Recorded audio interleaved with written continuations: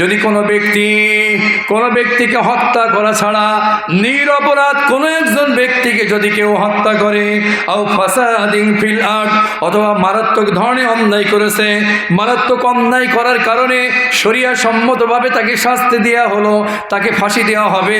শরিয়া সম্মত কারণে যদি কোনো অন্যায় যদি করে না থাকে, একজন ব্যক্তি মনে করেন কোনো অপরাধ করে নাই, নিরপরাধ ব্যক্তিকে যদি কোনো ব্যক্তি কতল করে, আমার আল্লাহ পাক বলেন এটা আমি লিখে দিয়েছি, ফাকান্নামা ক্বাতালান নাস জামিআ। কোন ব্যক্তি এই বাগদাঙ্গা সরলের একজন ব্যক্তি একটা নিরপরাধ ব্যক্তিকে যদি কতল করে, আমার আল্লাহ বলেছেন কেমন যেন সে সারা পৃথিবীর সমস্ত মানুষকে কতল করল। ফাকান্নামা ক্বাতালান নাস জামিআ। তালবাড়িয়া গ্রামে, কুমড়ি গ্রামে, নদ গ্রামে, সারল, বাংলা, গাউলো, বয়রা, এই গ্রামের কোন একজন নিরপরাধ ব্যক্তিকে যদি কেউ হত্যা করে, ফাঁসি দেয়, কতল করে, আমার আল্লাহ বলেছেন সে কেমন যেন সারা পৃথিবীর সমস্ত মানুষকে কতল করলো। এর মানে কি, সারা পৃথিবীর সমস্ত মানুষকে কতল করলে যে গুনাহ হবে, আপনি যদি নিরপরাধ একজন মানুষকে কতল করেন, আল্লাহ তাআলা সেই পরিমাণ গুনাহ আপনার ঘাড়ে চাপায় দেবেন। আমি বলি না, আল কোরআনুল কারীম আয়াত নম্বর 32 সূরাতুল মাইদা ৬ষ্ঠতম পারা, আল্লাহ বলেছেন ফাকান্নামা ক্বাতালান নাস জামিআ।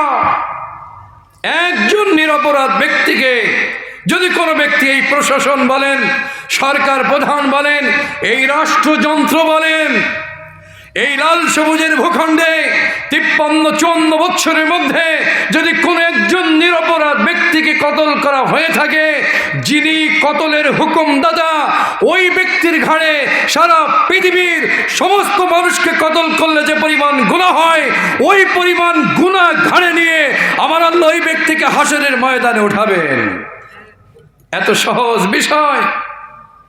মন চাইলে আমার পছন্দ হলো না, আমার দলের না, আমার মতের সাথে মিশলো না, আমি কতল করে দিলাম।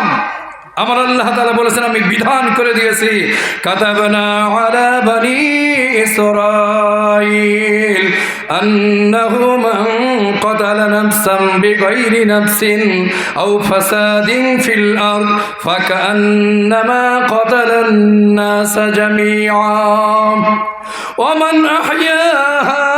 এর বিপরীতে আমার আল্লাহ পাক বলেন ওয়ামান আহইয়াহা।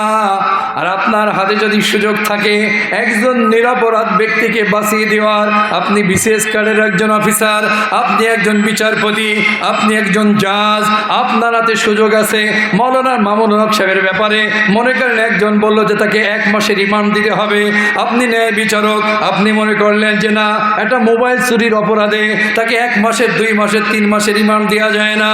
আপনি যদি জাজমেন্ট অনুযায়ী, ন্যায় বিচার অনুযায়ী কোনো একজন ব্যক্তি, নিরপরাধ ব্যক্তিকে মৃত্যুর হাত থেকে যদি বাঁচিয়ে দিতে পারেন, আমার আল্লাহ বলেছেন ফাকান্নামা আহইয়ান নাস জামিআ।